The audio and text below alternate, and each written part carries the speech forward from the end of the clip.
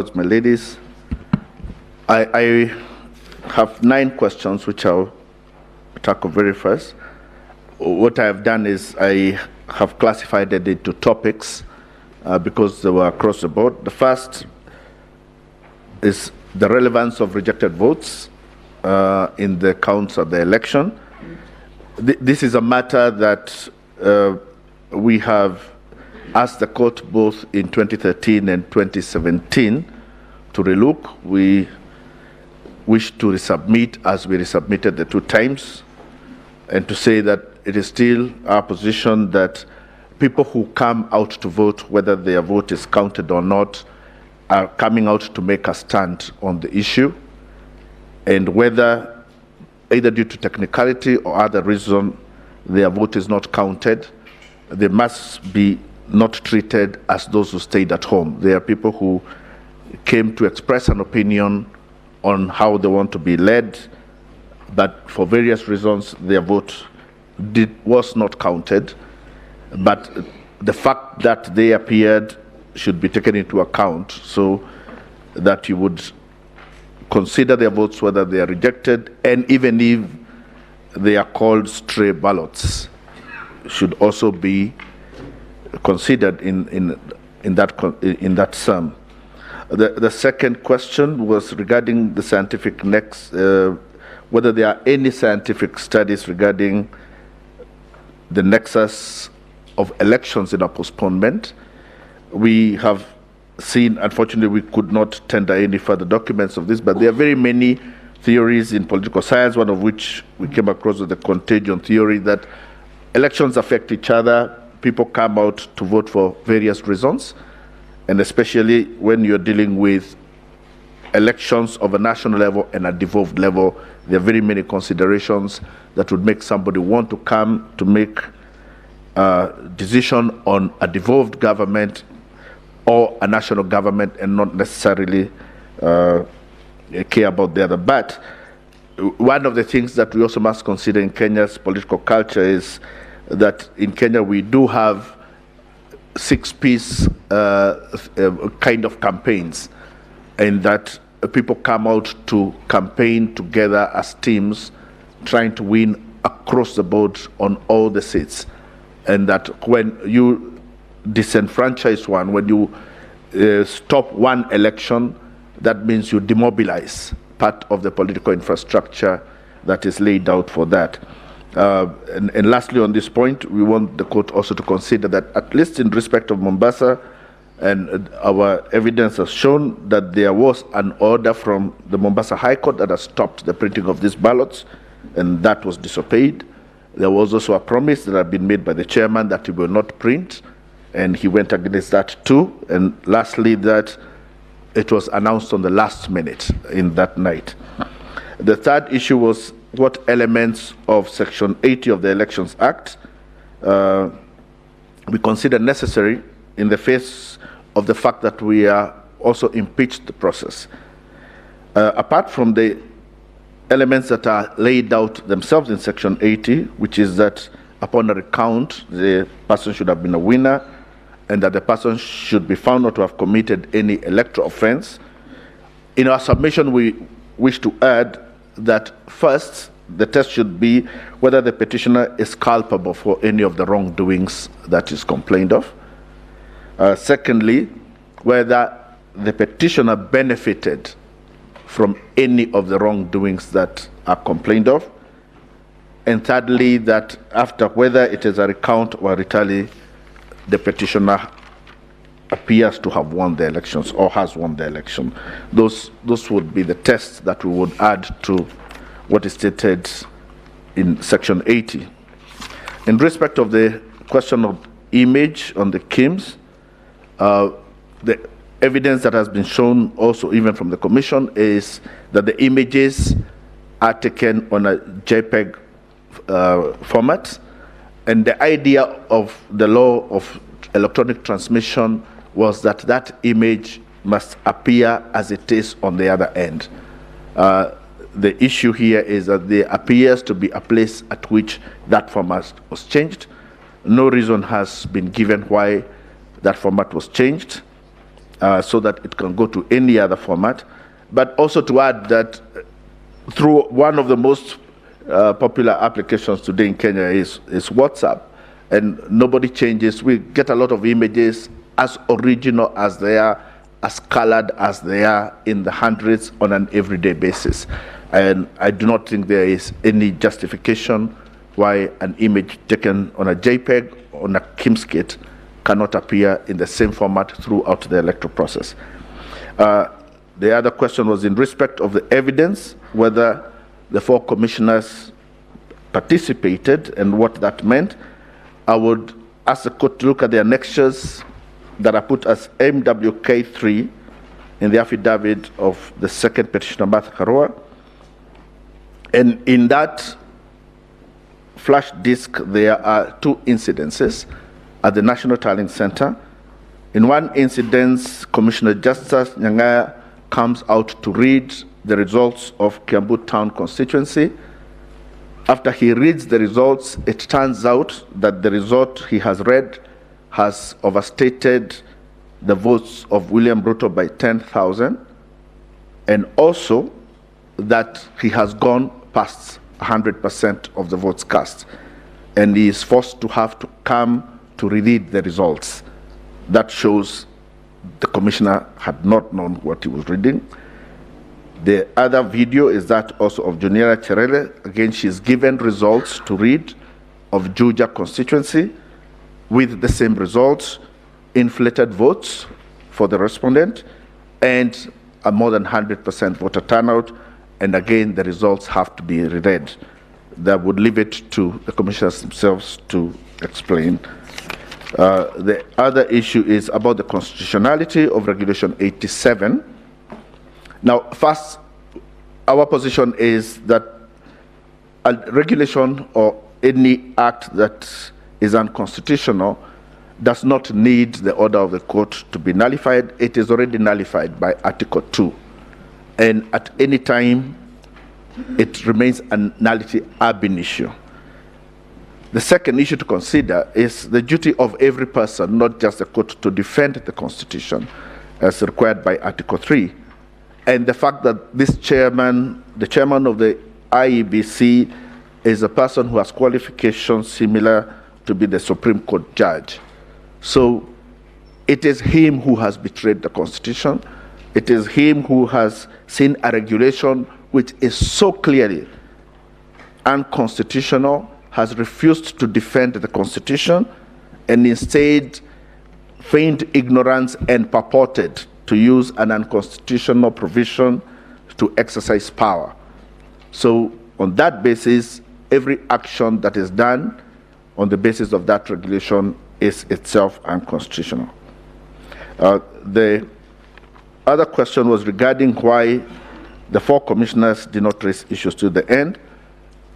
Again, that we will leave for the commissioners to decide, but we can profile 3 theories. One is the issue of the 89th minute penalty, that if you participate in a game and the wrong penalty is given on the 89th minute, you cannot be asked, why did you play all along?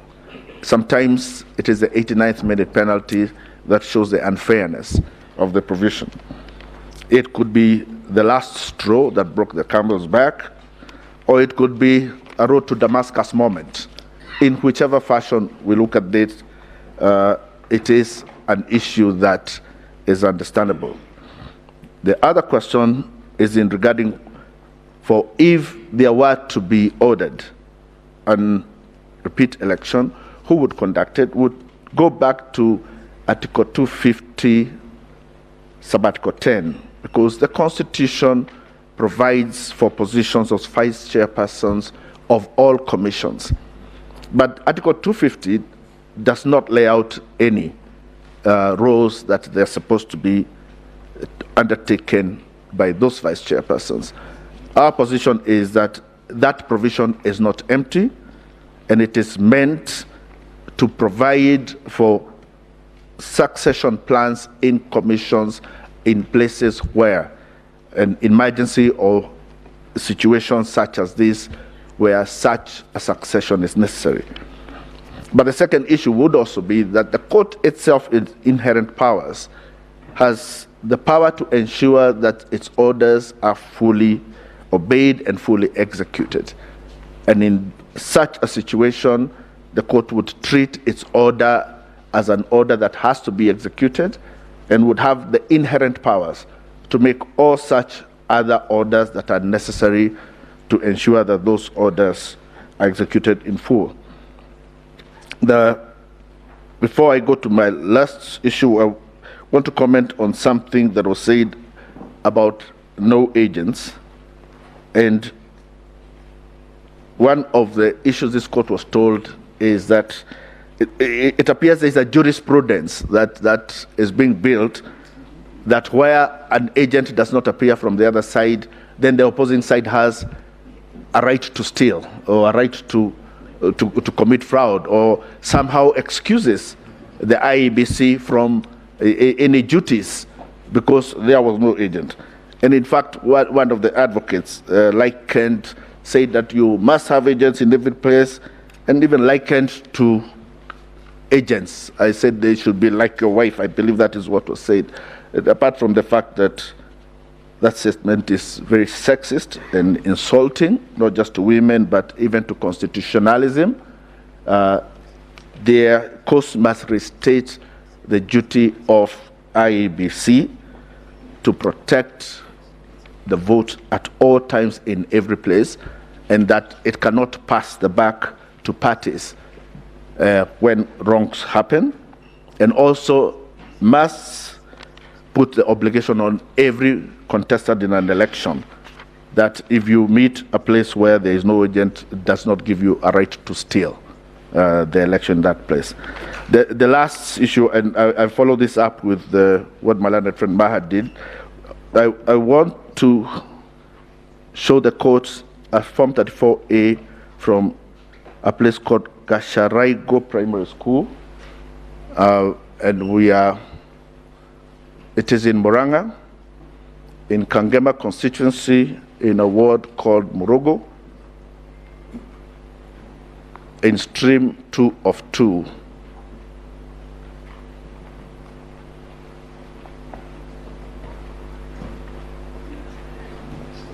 And this document is overlaid over some documents, but look at the left-hand top corner. It is overlaid over a document written Jose Camargo.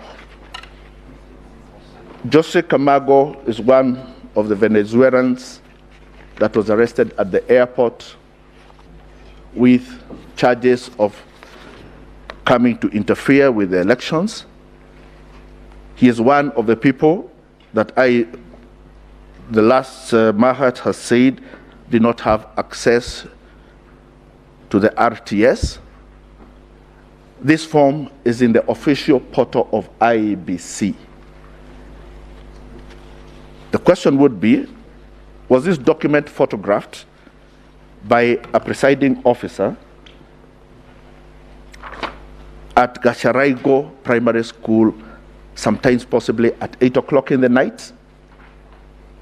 Or is it possible that this document has been photographed elsewhere in some office and uploaded? This, we ask the court to read the DCI report regarding Jose Camargo, and we believe, my lords, that these are the fingerprints of one of the suspects of the theft of this election. That is all.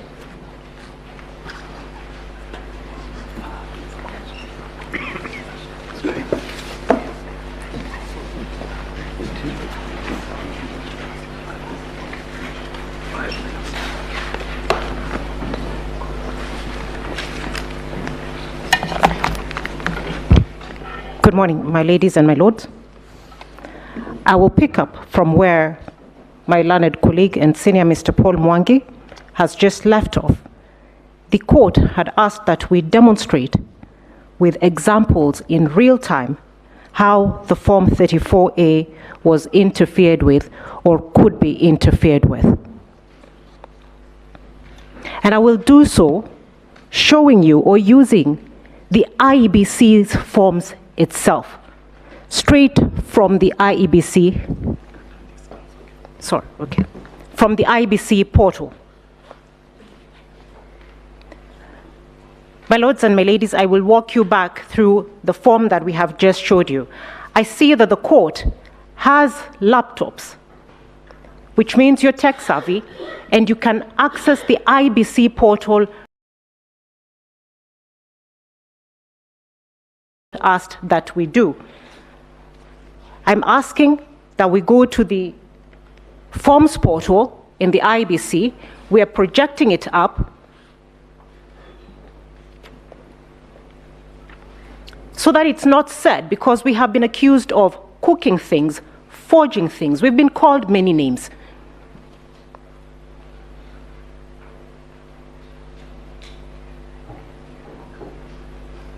This is the IBC's own document. We're asking that you open on your own devices, but even as we show, Muranga County.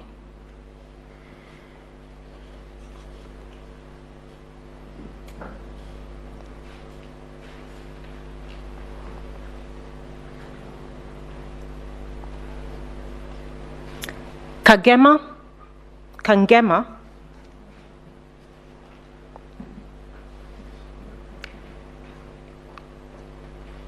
Muguru, and Gasharaigo, Primary School 02.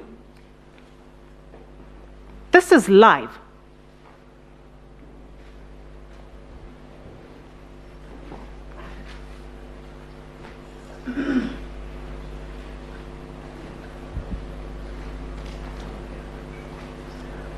My lords and my ladies, we have downloaded a Form 34A from the IBC portal.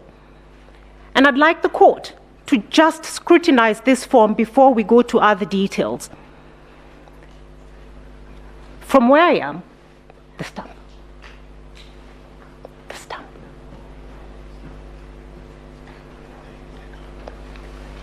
My lords and my ladies, is that the IEBC stamp? It's on the IBC portal, looking like it's been superimposed over another stamp. We have been asked to show how are the figures changed. The votes.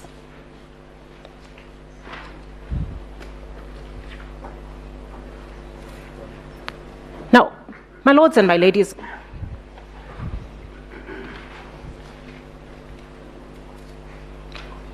if we look at the votes cast, the first figure on the form is for Raila Odinga, 55. It's followed by William Ruto, 260. It's followed by, I think that's Mwaure Waiga, 001. And the last is Wajakoya, 000. If we sum up the total votes, we get 316. The total votes cast according to this particular form is 321, different from what we have just seen. The rejected votes are 4, which means already by calculation there is a problem. But we'd like the court to look at the total number of registered voters.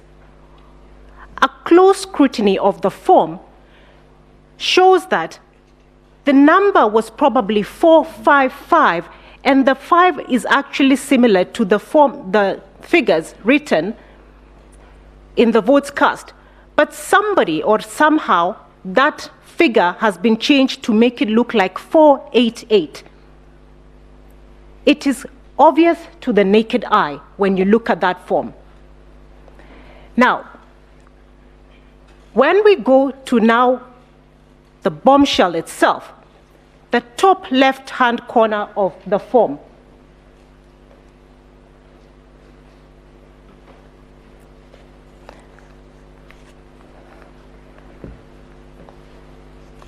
We were told by my colleague, Mr. Gumbo, there were no foreigners in this election. We were told the foreigners left before the 8th of August. We were told they did not even have access to maintain the server. This is on the 9th of August, and at the top left-hand corner there is the name of one of the Venezuelans, Jose Camargo. This is the person who decided the president-elect of the country. It is on the IEBC portal. It is live.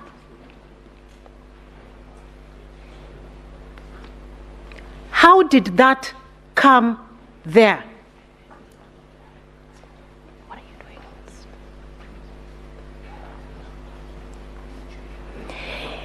This person is the one who was interfering with the forms.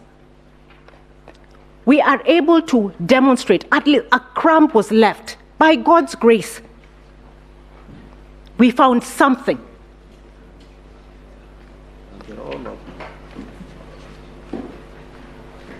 We didn't make this up. We were told we forged these documents. Now, this is how, my lords, the staging was happening. This is how the changes were happening. This is on the 9th of August. We were told they were not there. I'm going to do, because of time. With your permission, Your Ladyship.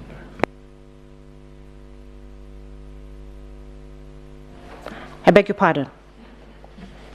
In our petition, You let her finish and then you tell us what it is. They're responding. It relates to an objection to what she's doing, Your Ladyship. No, let her finish.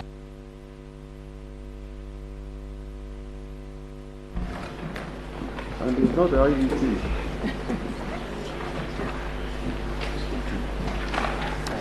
my ladies, my lords, that name, Jose Camargo Gregorio, appears in our petition, and is also, that evidence is also found in the affidavit of the second petitioner, one of the people whom we complained about as having interfered in the election and who were told had no access. My lady, we're going to take you again on the same IBC Live portal to show how the staging was happened. And because of time, if we can go to Bungoma.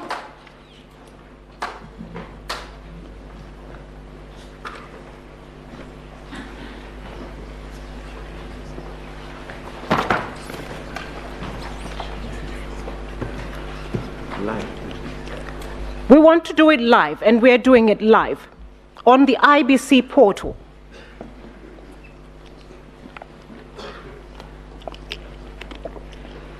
My lady, we were told about the KIMS kit and how they work.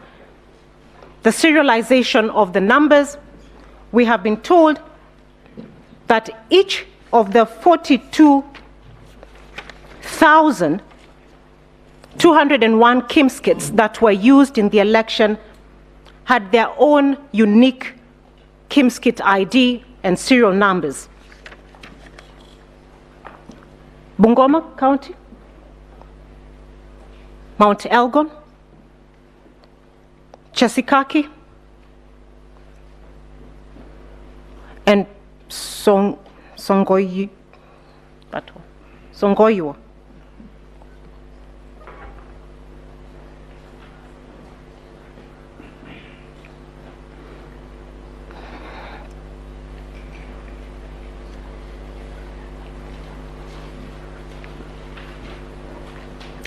Jessica and Songoyo. We'll download the form. The nomenclature of the KIMS kit and the form is shown at the top on the address bar. And for purposes of time, my lady, what we're told it will show you that that's a Form 34A. It will give you the serial code of the polling station from which that Form 34A relates, and then it will show you the KIMS kit serial number or ID. There'll be a date stamp and a time stamp. What I'd like the court to focus on is the serial number, and perhaps because I can't see from here, this is where I would have liked the court to have its own, but maybe if it can be.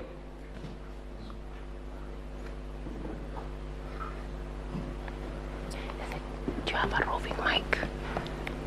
Now, the serial number on this particular form, my ladies and my lords, which I would have liked for the court to confirm for itself. If somebody there can, may I ask one of the court assistants to read for us the serial number as it is, so that then I'm not accused of making up things. That's all right. It doesn't change anything. Evelyn, could you read that? The number that starts with F2, it's in the middle. Or can I read it myself?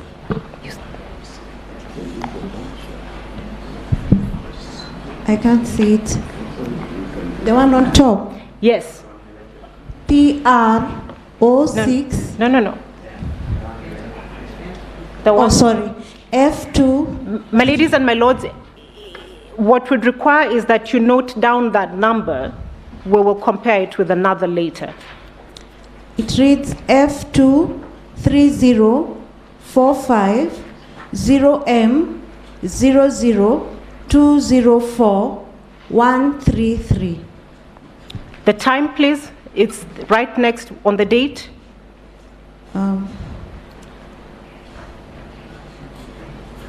That one.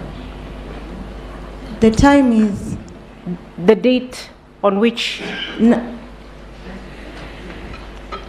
9th August 2022 at 1956. we'll check another form. Nyeri?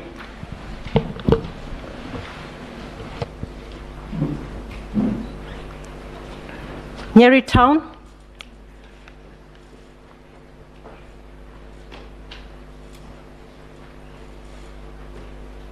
Gatitu? Morogoro? Thunguma Primary School?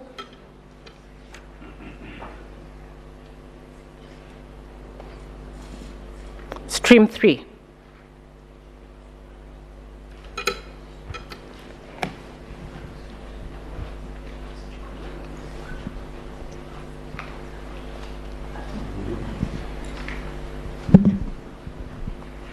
Kindly read the serial number. F23045-0M00204133. And the date and time, please. 9th August 2022 at 23:49. My ladies and my lords, this is the same KIMS kit transmitting or sending results, one from Mount Elgon, 1,000 kilometers away from Nyeri Town. 2 hours later, how is that possible? When each KIMS kit was supposed to have, each polling station had its own unique KIMS kit, which was supposed to transmit from its own unique IP address. Because of time, I cannot demonstrate the thousands of forms that we have identified with the same issue. My ladies and my lords, this is how the staging or the complaint that we raised happened.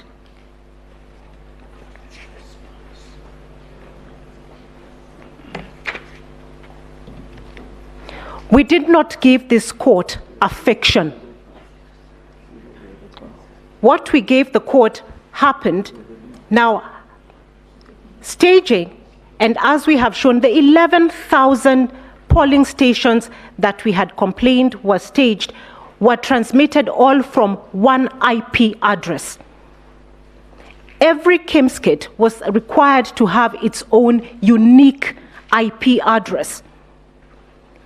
The only way 11,000 KIMS kits or results can be transmitted from one IP address is if they were collected, and as probably my senior Paul Mwangi had. May I have, I beg your pardon, my time is up.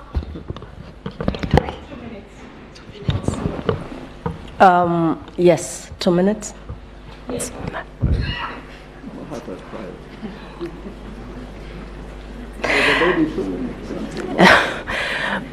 My ladies and my lords,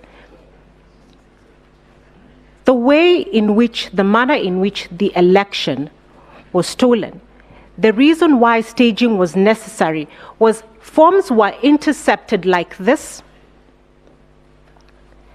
Whoever intercepted them then had time to decide which ones they could manipulate before uploading them and sending them to the IBC portal. The other reason that we know there was manipulation is because the original Form 34A is a colored form that should have appeared at the National Tallying Center if transmitted in one transaction as a colored form. All the forms that are on the IBC portal are in black and white. At what point were they altered from JPEG to PDF? When did that modification happen? And what other modification was done to the form? We submit to you that we have shown that not only was it possible, it did happen, and the fingerprints of those who interfered in the systems are still there. Thank you for your time.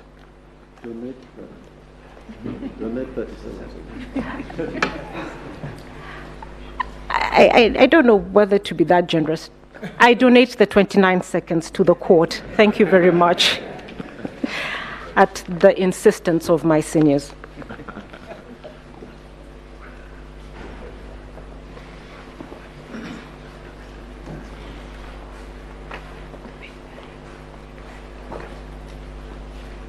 May it please the court, my name is Camargo. My learned friend, Mr. Katua Kigen, had